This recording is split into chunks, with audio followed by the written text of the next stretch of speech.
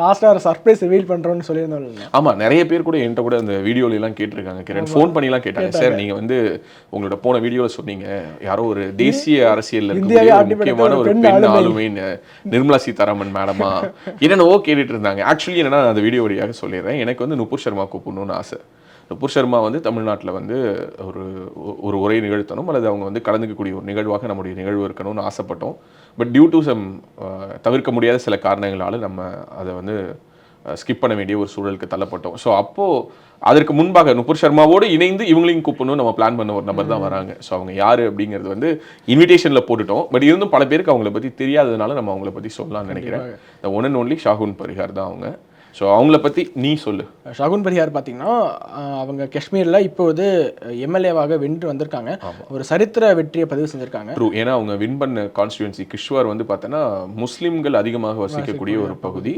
அவங்க வென்று யாரை தேர்தலில் வீழ்த்தினாங்கன்னு பார்த்தீங்கன்னா அவங்களாம் தொடர்ந்து அங்கே பிரிவினைவாத குரல்களை ஓங்கி ஒழிச்சிட்டு இருக்கக்கூடிய நபர்களை வீழ்த்திருக்காங்க. அது ரொம்ப முக்கியமான விஷயம். 512 ஓட்டு வித்தியாசம் ஜெயிச்சிருக்காங்க. பட் ஸ்டில் ஒரு ஓட்டு வித்தியாசத்தில் ஜெயிச்சாலும் வெற்றி தானே. ஸோ முஸ்லீம்கள் அதிகமாக வசிக்கக்கூடிய ஒரு பகுதியில் வென்று வந்த ஒரு பண்டிட் இனத்தை சேர்ந்த ஒரு பெண். அதுதான் ரொம்ப மிக முக்கியமான விஷயம். ஆமாம், அவங்க டிக்கெட் கிடைச்சதே பார்த்தீங்கன்னா அவருடைய குடும்பத்தை சேர்ந்த பலரும் தீவிரவாதிகளால் கொல்லப்பட்டார்கள். எக்ஸாக்ட்லி. ஹிஸ்புல் முஜாஹிதீன் அமைப்பு அவங்க குடும்பத்தை சேர்ந்த பலருடைய உயிரை வந்து காவு வாங்கியிருக்காங்க.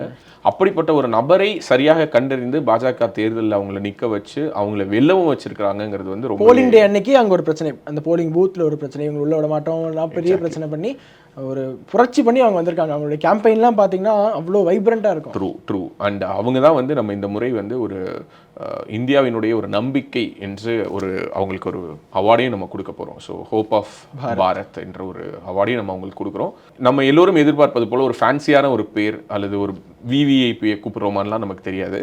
ஆனால் காஷ்மீர்லேருந்து ஒருத்தங்களை கன்னியாகுமரி வரை அப்படின்னு நம்ம சொல்லுவோம் இல்லையா, அந்த மாதிரி சென்னை மண்ணுக்கு, தமிழ்நாட்டு மண்ணுக்கு எங்கு வந்து காஷ்மீர் ஃபைல்ஸை வந்து பொய், காஷ்மீர் ஃபைல்ஸ் வந்து தப்பு, காஷ்மீர் ஃபைல்ஸ் வந்து ஒரு படமே இல்லை, அது வந்து புனைவு, அது வந்து சங்கிகளுடைய பிரச்சாரம்னு இங்கே ஒரு பெரிய கூட்டம் கதர்னுச்சு இல்லையா, அவங்க எல்லோருக்கும் இல்லை உண்மையாகவே காஷ்மீருடைய கதை என்ன தெரியுமா, நீங்கள் கேட்காத காஷ்மீருடைய கதை ஒன்று இருக்கிறது என்பதை உங்களுடைய காதுகளில் சொல்கிறதுக்காக வராங்க. இல்லை அவங்க பேசக்கூடிய தலைப்பு பார்த்தீங்கன்னா தி அன்டோல்ட் ஸ்டோரி ஆஃப் காஷ்மீர் அப்படிங்கிற தலைப்பு. காஷ்மீர் பற்றி இதுவரை நம்ம கேட்டுட்டு இருந்த நினச்சிக்கிட்டு இருந்த பிம்பங்கள் எல்லாம் உடைஞ்சு சுக்குநூறு ஆக்கக்கூடிய வகையில் அவங்களுடைய பேச்சு இருக்கும் நான் நம்புகிறேன்.